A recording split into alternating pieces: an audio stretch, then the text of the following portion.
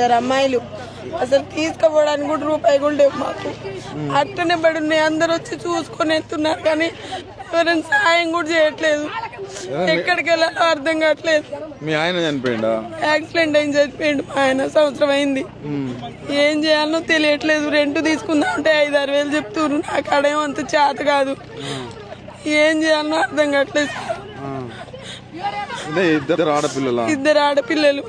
మా అత్తయ్య 4-3 చాదాలి. నేను ఒకదాని రెక్క మీద నేను రెంట్ కట్టాలన్నా, వాళ్ళని చాదాలన్నా ఏం అర్థం కావట్లేదు సార్.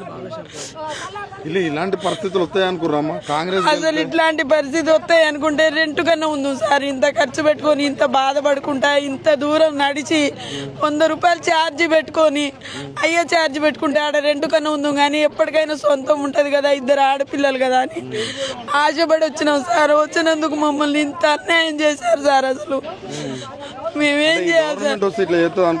అసలు గవర్నమెంట్ అన్యాయం చేసిర్రు, ఇక్కడ ఉన్నోళ్ళు మాకు అన్యాయం చేసిర్రు సార్. ఎవరు మమ్మల్ని న్యాయం చేయలేదు. కనీసంగా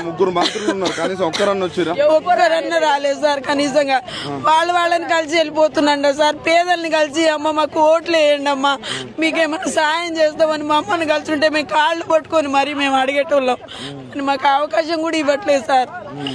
మేము వెళ్తా ఉంటే కలవట్లేదు, చేయట్లేదు. మేము ఎవరిని పోయి అడగాలి? అసలు కలుస్తుంది సార్. అసలు మాట్లాడతలేరు, మమ్మల్ని రానివ్వట్లేదు. మేము ఎక్కడికి వెళ్ళాలి? మేము ఎవరిని అడగాలి? మాకు ఇంత కనీసంగా ఇవి తీసేసారు. మరి లేని వాళ్ళకన్నా ఎక్కడికైనా చూసన్నా ఇస్తారని పడి గాపులు కాస్తున్నాం. అన్నం లేదు, నీళ్లు లేవు. నిన్నటి నుంచి చెట్టు కిందనే ఉన్నాం సార్. ఇప్పుడు సామాన్ అంతా అక్కడే పడింది. ఆ చెట్టు కిందనే ఉన్నాం.